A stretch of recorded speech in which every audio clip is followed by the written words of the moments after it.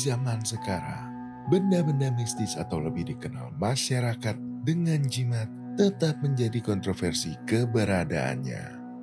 Banyak yang tidak mempercayainya, tapi tidak sedikit pula yang percaya, bahkan menyimpannya sebagai pegangan sehari-hari. Tak jarang juga, benda-benda seperti ini dikatakan mendekatkan diri pada kemusyrikan. Sebut saja jimat pengasihan, jimat penarik rezeki, dan jimat kewibawaan masih beredar luas di masyarakat walaupun tanpa Anda ketahui. Lantas, dari manakah asalnya benda-benda tersebut? Bagaimanakah fungsinya di tengah masyarakat? Bagaimana rasanya memegang jimat bertuah? Dan apakah penjual jimat masih mudah dijumpai di zaman ini?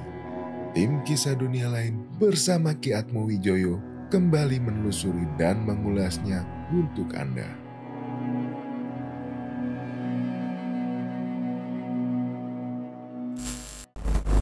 Saya Pak Hadi dengan Taufik. Udah berapa lama Pak Hadi bergelut dengan barang-barang antik ini? Kalau saya di sini kurang lebih sudah 15 tahun. Biasanya barang antik yang ada di sini ini semacam apa aja? Kebanyakan sih lebih banyak orang-orang temuan-temuan seperti itu. Temuan. Jadi orang bawa ke sini, saya terima di sini. Kebanyakan temuan seperti itu. Orang antar lah istilahnya gitu. Kalau barang-barang yang dijual banyak sekali. Ada ini kebanyakan barang-barang antik semua kalau yang dijual antik, ini. ya? Iya. Udah diisi apa memang harus diisi sendiri? Harus kosongan Mas. Soalnya khawatir kan orangnya, tergantung orangnya mau dibuat untuk apa. Jadi di sini jual kosongannya aja biar orangnya itu yang biar mau ngisi yang seperti apa mau gitu. ngisi sendiri Iya, ya? ngisinya. Jadi dari sini kosongan aja. Orang yang awam bisa nggak sih ngisi barang-barang seperti ini sendiri? Bisa Bang, harusnya kalau sebelum orang awam di sini juga menyediakan tata cara. Maksudnya gimana buat ngisi kayak gini atau mungkin apa aja yang perlu dilakukan biar ini ada isinya gitu. Biar ada isinya. Iya. Oh ada ya seperti itu. Kayak Harusnya. mungkin itu doa-doa atau wirid-wirid tertentu. Iya, harus ada. Beda-beda. Saya tadi lihat ada yang tulisan-tulisan Jawa, kemudian ada yang semi-semi fosil itu. Itu banyak juga, ada juga lah nggak banyak itu seperti kalajengking itu kan dibilang kaki 1000, terus temuan-temuan pataka seperti itu, gitu. Barang-barang peninggalan Mojopahitan lah seperti itu. Mojopahit ya. Mojopahit. Dari mana aja? Kalau banyak dari Sukabumi, dari Lampung, dari luar kota juga banyak. Bang.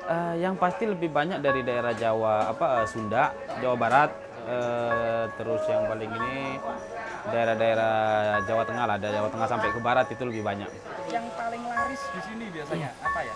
Yang paling laris itu Semar Mesem. Semar Mesem. Iya. Mas Taufik tahu nggak ceritanya Semar Mesem itu buat apa biasanya? Kalau Semar Mesem itu untuk pengasihan. Nah, kalau Semar Mesem itu salah satunya contohnya kayak gini. Seperti apa? Yang lebih populer lagi itu yang ada ininya. Ini salah satunya contohnya yang seperti ini. Ini salah satu dari berbagai macam semar. Ini yang saya pegang ini semar kuncung namanya. Ini Semar Kuncung ya? Iya, ada semar yang biasa, ada semar yang kubah, dan masih banyak yang lain. Fungsinya sama untuk pengasihan. Nah, kan di Indonesia ini banyak juga seperti jimat-jimat yang raja-raja seperti itu.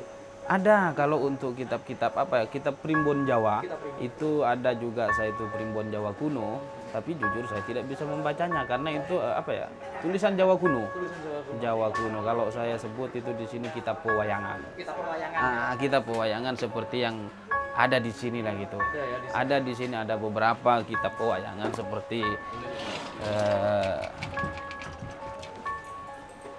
jadi kitab Jawa yang saya pernah dapat itu seperti ini. Jadi disebutnya ini kalau saya bilang ini kitab pewayangan. Kitab pewayangan ya. Karena ini tulisannya Jawanya Jawa kuno yang saya belum pernah sama sekali mempelajarinya. Kalau salah satunya yang seperti ini. Ini biasanya kita panggil haikal kalau namanya. Haikal ya. Iya. Wafak kulit ya. Wafak kulit.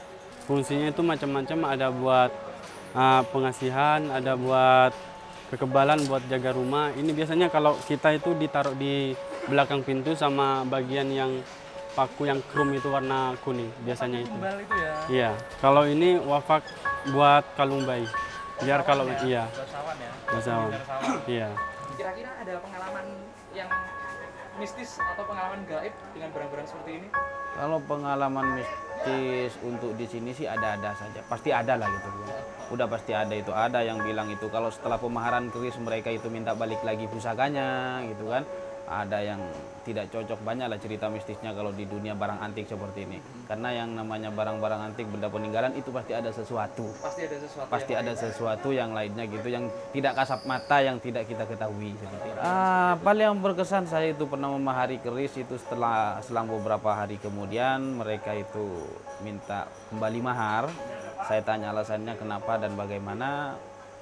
Di rumahnya itu keris pusakanya jadi bisa bergerak.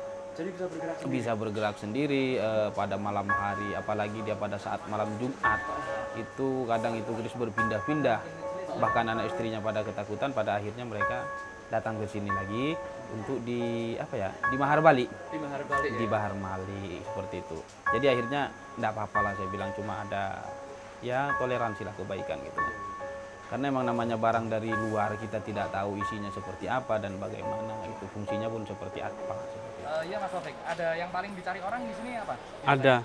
Ini salah satunya yang paling banyak orang minat, jenglot dia.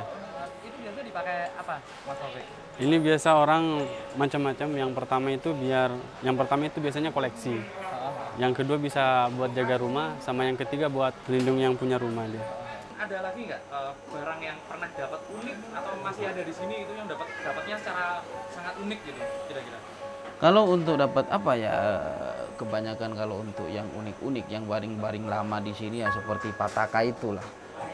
Pataka itu Mojopahit. Mojopahit itu disebutnya kalau orang ingin tahu itu nanya perunggu. Jadi itu pernah ada di media itu barang Mojopahit, itu barang-barang temuan. Jadi kalau orang sini bilang itu yang awam itu temuan Kali Brantas, Sungai Brantas, Yang betul. ngetop ya, Yang ngetop Sungai Brantas itu barang-barang peninggalan Mojopahitan seperti itu kan. Jadi seperti mustika-mustika itu lebih banyak di Sungai Brantas. Kalau ini pataka ini sebenarnya fungsinya apa sih? Kalau untuk saya pribadi fungsinya pataka seperti itu mengingat sejarah bahwa barang-barang seperti itu emang lebih tahu gitu kan, bahwa dulu punya pusaka seperti ini loh. Nusantara ini sangat kaya dengan pusaka peninggalan begitu. Jangan pernah dihilangkan lah seperti itu. Oh ini menarik juga Mas Taufik. Apel jin ya itu disebutnya? Apel jin. Beda-beda.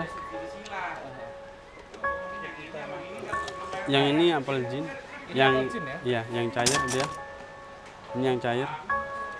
Sama ini yang spatul jin. Ini asfatul jin dan Asfatul jin. yang ini asfatul jin, ini yang apel jin. Apel jin. Ini buat apa sih asfatul jin sama apel jin ini buat apa biasanya Mas? Biasanya kalau orang-orang beli ini untuk ditanam biasanya. Ditanam, ya? ritualnya. Ditanam di rumah, di tempat usaha atau yang lagi biar dijauhkan dari malabahaya. Mungkin ada pesan-pesan khusus buat ini, kolektor-kolektor benda-benda antik gitu. Kita saling menjaga aja bagi yang punya kolektor-kolektor yang baik gitu kan. Kalau seandainya memang sudah ada tidak sanggup untuk merawatnya atau segala hal yang lain dengan hal-hal yang lain yang tidak bisa merawatnya ya bagaimana caranya lah gitu, dioper alih, jangan dianggap syirik. Karena kalau sekarang kan lebih banyak itu mereka itu ada benda pusaka dianggap syirik. Iya. Jadi kalau dikit-dikit dianggap syirik, itu kembali keyakinan masing-masing gitu kan. Kalau saya lebih baik seperti itu, kembali keyakinan masing-masing. Siap, terima kasih Adi. Nah, itulah tadi beberapa para penjual jimat ya. Beberapa para penjual jimat yang udah kita temui. Contohnya seperti ini. Kembali lagi ya, apakah jimat-jimat seperti ini? Apakah jimat-jimat seperti ini berfungsi ya? Apakah jimat-jimat seperti ini berfungsi jika dipakai orang? Jawabannya adalah berfungsi dengan cara dan metode yang tepat. Saya akhirnya mendapatkan oleh-oleh dari terakhir tadi Mas Taufik. Saya mendapatkan ini adalah semar kuncung ya. Ini adalah semar kuncung yang tadi dibilang Mas Taufik. Mungkin nanti kalau ada yang mau, ini udah saya ritualkan khusus. Ada yang mau silakan di Instagram saya ya nanti ya, @atmowijoyo99. Ini udah kita ritualkan khusus. Cuman ada 10 sih barangnya, nggak mahal karena saya cuma dikasih oleh-oleh. Kemudian seperti ini. Nah, satu lagi, jangan terpaku kepada barangnya. Barang-barang seperti ini adalah sebagai wasilah kita. Jangan terpaku kepada barangnya. Tapi yang harus Anda tekankan di sini adalah, yang saya berkali-kali tekankan adalah siapa yang membuatnya, kemudian bagaimana tata cara membuatnya, dan bagaimana kita mencocokkannya benda-benda seperti ini kepada pemakainya. Oke, mungkin kalau ada pertanyaan langsung saja tuliskan di kolom komentar.